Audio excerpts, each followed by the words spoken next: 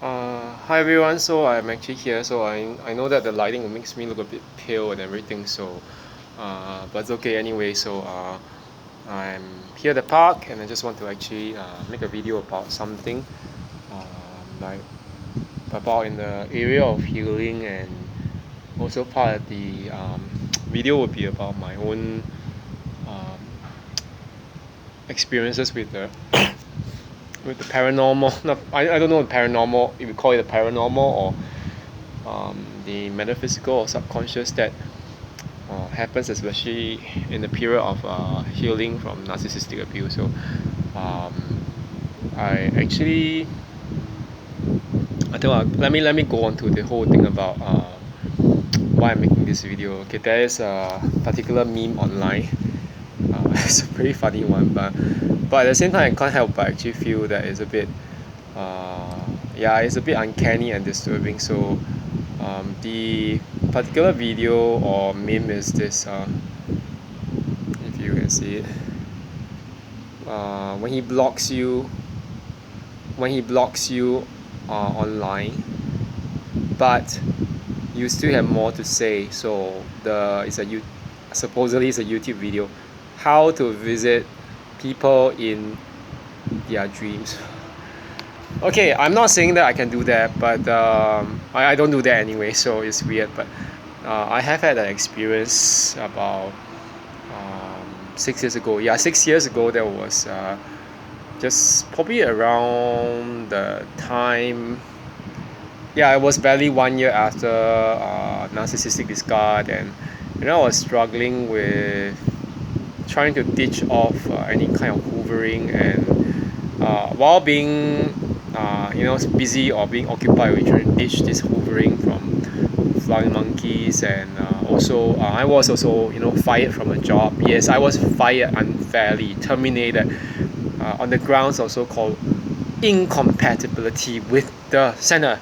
It didn't make sense. It was unfair, but very thankfully I had a few extra part-time jobs lined up, and I didn't tell the boss because that boss was really horrible.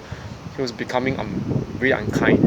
Yeah, I'm not gonna name the person or the place, but because it's over. But at the same time, I can't help but feel that part of what I went through during that point in time with regards to the state of dreaming, and what I saw in the dreams.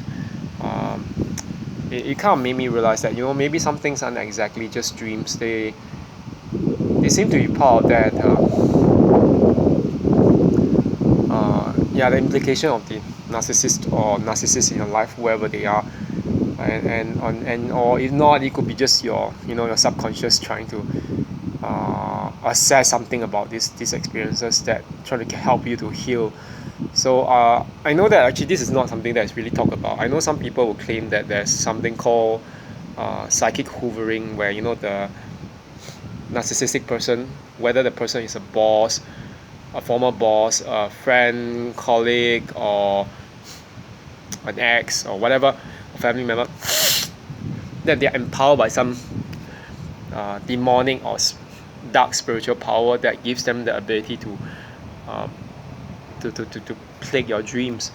I don't always think that it's just that, because I know that sometimes it might actually have some demonic provenance or origins. But I mean, as a person, I would just probably be honest to say that from my own point of view, I don't think it need not be from God. Neither it doesn't need to be from some other demonic source. Some demonic source, in fact, can come from within you. Your ability to access the spiritual. So okay, why do I say that? Okay, just put up with me while I just tell you a little bit about the experiences. This was actually just right, maybe about I think a few weeks after. Yeah, it was like a few weeks or few months after the firing. I was fired sometime around late August in 2017, and yeah. So right at the time, I think it was like I filed a complaint with the Ministry of Manpower, just against the place, and on top of that, I was actually I was moving on to a lot of different things. I was doing my studies in the CELTA course to teach ESL. It means English as a second official language to non-native speakers. And I was also, I was just, trying to lead a new life after being fired and even after 1 year after the narcissistic abuse, the PTSD, everything. So, but in this dream, this dream has something to do with my ex-boss as well as that the former romantic ex that I had. This was something. Okay, just put on me that a series about 3 different dreams. There can be 3 dreams or 3 different dream sequences. So, in the first part of that dream, I can't really remember anymore whether they are like on the same day or whether they were one after the other, but they were very vivid. And one friend who was not Christian, he himself said it sounded a lot like either remote viewing or astral projection. Not just one, but actually two non-Christian friends. One of them thought that it was just astral projection. The other thought it was dream walking or remote viewing, yeah. And for me, it sounded it just the whole feel of the three dreams or dream sequences. It felt too real to be almost just like something in the dream state. Because in the first part of the dream, there was a passive aggressive colleague that I had in that center. By the name of Paige, yeah, she's a horrible person. Always, it's like she pretended that she wasn't looking at me, but or she wasn't observing me. But every time while she's actually doing something in a room or whatever, in the same room, then while I was teaching the other students, she'll be like, she'll be like like sneaking, overhearing, and then she'll carry tales behind my back to the boss. And the funny thing was at the center we were not allowed to moonlight. We were not allowed to actually work elsewhere to teach because it was seen as a conflict of interest according to the boss. It was ridiculous. She didn't pay us even that well at a living wage standard for us to actually work there full time. I mean, full timers were paid really shitty salaries. But that said, the thing was that girl, that former ex-colleague, in that dream she was walking towards somewhere, and I remember that I was actually tailing behind her. I was like walking behind, but she was not aware of me. And right when she was about to go somewhere and go into a building or door, she actually went into the office, and that was not the center itself. So the implied thing about what I saw in that particular sequence was that she was probably moonlighting. Yeah, she was doing another job secretly behind the boss's back. And the thing is this: the boss didn't allow us to actually work. He didn't allow us to work full time. Not full time, do part time work elsewhere. But with the long hours, you have like a whole 45 hours per week. So everyone is like working on at least one weekend. I mean, the whole thing is this: you end up having, and she's always very busy. She's always very tired. I'm not sure why she's tired from the work. Whenever I saw her. So if the dream is correct that she was moonlighting and doing some other part-time job secretly, that means that dream was telling me that she's doing something. She's just a double life, whatever she's doing. But okay, the other one, the second sequence, I actually saw the boss. Again, it was me like remote viewing, because remote viewing is where you actually see someone from a distance, or you're not involved in the action. You just see from a particular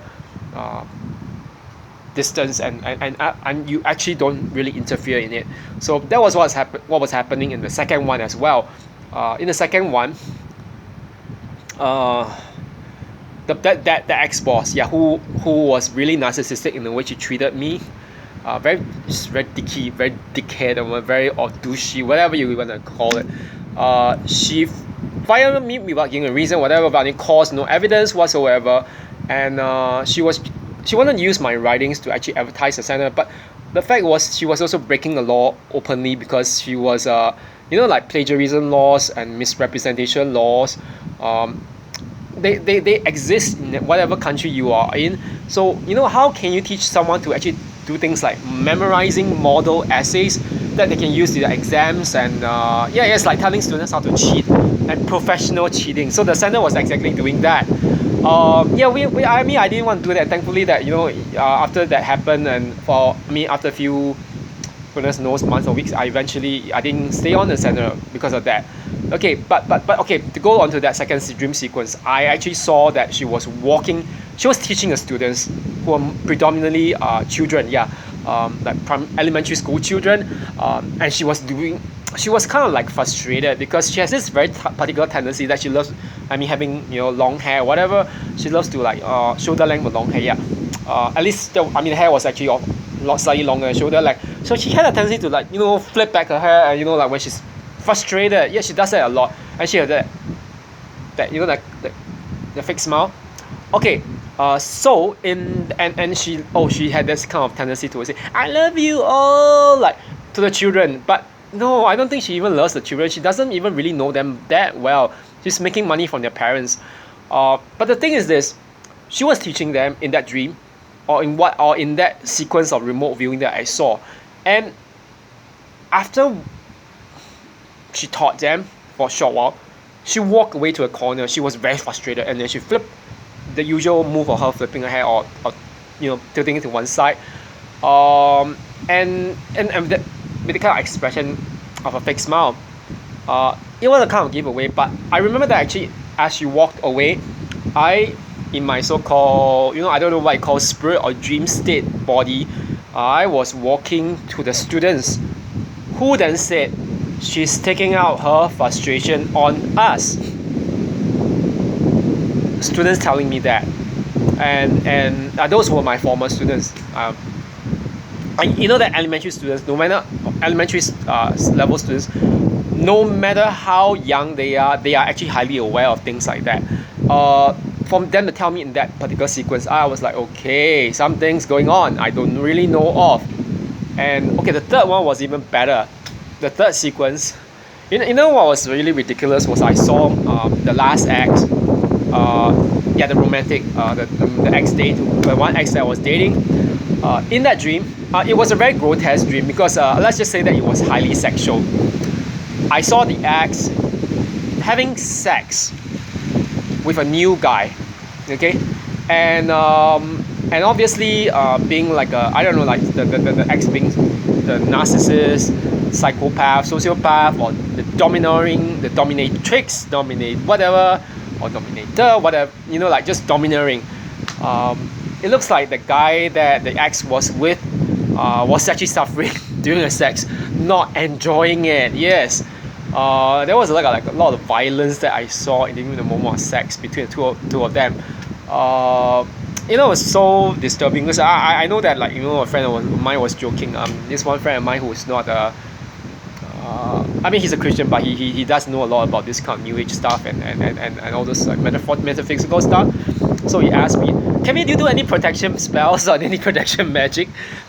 He was saying it jokingly, and I said, surely if you've done that so-called banishing, there was one thing that we talk about in banishing, being, you write the person's name that you want to banish on a piece of toilet paper, and then wipe it against your diary after you have had a bowel movement in the morning or in the afternoon or in the evening, or anytime, just, and then flush that paper down the toilet bowl or whatever.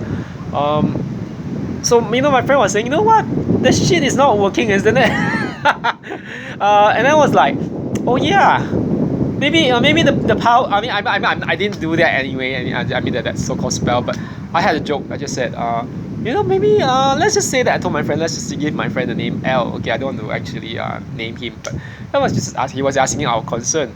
He said, why do you dream about all these people when you have so-called, like, turn your back on them and you don't even want to have anything to do with them? I said, maybe the power in the spell is not enough. More poop to the rescue. Yeah, more shit to the rescue. Okay, Okay, but why am I talking about this? But this was like six. This was like 6 years ago. Yeah, 6 years ago. Yeah, slightly less than 6 years ago because it was actually during I think October. October. Yeah, it was around October, just before. Yeah, just before mediation with the ex-boss. But um, just you know what it really tells you a lot of this is that I think that your subconscious always has ability to actually give certain warning signals. And I think in my case, I'm not trying to say I'm a psychic. I don't believe in like real psychics or whatever. Um, but sometimes let's just say that most of us, to a certain extent, you know the pineal gland or whatever you call it, the third eye in your brain, okay, is this part of your brain that I think God obviously made you for a reason. He made you with the spiritual capability. So you don't have to be a so-called Christian, charismatic Christian or whatever or whatnot. You don't have to be a psychic or whatever to be able to tap into the spiritual aspect of yourself, the state that assesses the spiritual, the astral or whatever. You might get glimpses of it, but you might not always get. Some people don't. But it just happened that I think in my case I got those glimpses of the ex-boss, the ex-colleague, and the romantic partner, that former romantic partner that I had years ago. All this is like part of my own subconscious trying to give me warnings. People don't change. They are still as terrible as they are. Yeah, and I think you should just probably take the message from it. Of course, I don't think that all these things are telling you to reconcile with your exes or your ex-boss. No. I don't think it's that because these people are still as terrible. They are still as exploitative, and they are still as lacking in morals. But that's it. I also think that I mean, I was talking about like spiritual hovering, dreams of psychic attacks, and I mean these are other kinds of dreams. So and I do believe that this also exists. So but I mean at least in this area of the three dreams that I had, I think they are probably more along the line of remote viewing or astral projection. They don't always happen, and I mean I'm very thankful that oh my goodness after that after the mediation, after goodness knows bumping into that abusive ex on Christmas Eve, yeah, 2017, can't believe it, and having a terrible dream, I decided, you know what, that's it, I had enough. And my parents said, what do you do? No, I just wrote a piece of paper with the name of all these people, and as for the ex, I say, oh please, let that person die. I mean, I didn't say that. I wrote that, yes. My parents said, will it happen? No. They have all these demons in there, goodness knows what happened, but I'm just expressing my wish that I don't want this to happen anymore, please. And very thankfully, I remember actually I even remember that yeah, after that, I mean, it was peace for goodness years until recently when I had that dream again of the terrorist being held hostage and all of a sudden just teleporting myself elsewhere. That dream was a real. However, that dream last year was a psychic attack, and yeah. So I mean, I think that a lot of us need to really pray when we have all these dreams. Sometimes these dreams might not be from the demons or whatever, or from the narcissists. I mean, of course, narcissists, they are empowered by some spirits, whatever. But I mean, for them to have that kind of ability to so-called visit you in your dreams or whatever. But I don't think it's just that. Sometimes it could be just your subconscious telling you need to actually learn to work on certain things. So I think that dream was the one. I mean, the dream of my granny, not my granny, of being held hostage by terrorists whose faces I couldn't see. I think it was a real dream that was warning me to go and find some help. Because it really felt like yeah, it was real PTSD and whatever. You can get PTSD even from dreams, and I remember that the psychologist was also talking to me about things like the returning of all these so-called nightmares during certain points, like the anniversary of being discarded by a narcissist, or even after, like in my case, it was after my grandmother passed away, because she was a really good person. I think she was a really good blessing in my life. So I mean yesterday I was talking to a friend about it, and she said, your granny was a real blessing to you in your life, wasn't she? Yeah, she was. So I can't say that, like, it's so weird in the middle of like dealing with narcissistic abuse and trying to recover from it after 2016, late 2016, yeah, around late August or July, yeah, sometime around there. No, late July, yes, late July, 28th July 2016, yeah, to be exact. And then, like, my Sundays were spent a lot at my grandmother's home. Actually, it was my aunt's home. She lived with my grandmother. Now that my grandmother uh, has passed away, so my aunt is living by herself now. So yeah, the kind of feeling about things changing all of a sudden. You don't have a reason to visit anyone. Someone you love who used to be a source of comfort is gone, and I can't process it because I told my friends, it felt a lot like, there was like an angel in my life, but all of a sudden that angel, who was guarding the kind of thing, blocking the way to all these demons coming into and playing me in my sleep. They're coming, they're coming back again and trying to destroy my life. Uh, anyway, I'm just like a bit crying and sad about it, but yeah, but I mean, I'm dealing with that loss, and I can't say that I've fully dealt with it because no one really forgets the people who love them, who are blessings to them. I mean, I still pray and ask God to shine His light upon my grandmother's soul and upon the souls of her siblings who might not actually be alive, and also my grandfather's soul, because she outlived my grandfather by 29 years. Can you believe it? He passed away at the age of 78 when I was in junior college. There was pre-university, or I mean, the American system called it high school. I mean, I was so young when it happened. Uh, it barely sank in upon me. I mean, but I mean, for another 29 years, can you believe it? My granny was still around, and then there was a point in time when I was studying in Canada. I really haven't visited my family for a long time. Every time I remember that, I was so excited to see my family every time. I mean, at least my granny and my, yeah. So when it happened, it was like, okay. Yeah, there were some days where I actually stayed over my granny's home because I couldn't actually, I couldn't really live with my mom without getting into fights, or I mean verbal fights, not real physical fights, but verbal arguments with her, back then, and and there was like the kind of feeling that where people, okay, before I came back, I just remember even before I came back from Canada for a short period of time, like few months, that was back in 2008, yeah, 2008.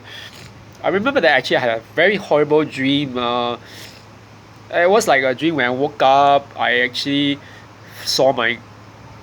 In the dream, I actually felt I saw something happening to my grandmother, and it was like I woke up with a lot of tears in my bed pillowcase, and but yet I saw in the dream I saw my grandmother having having a fall or something that will really affect her rest of her life.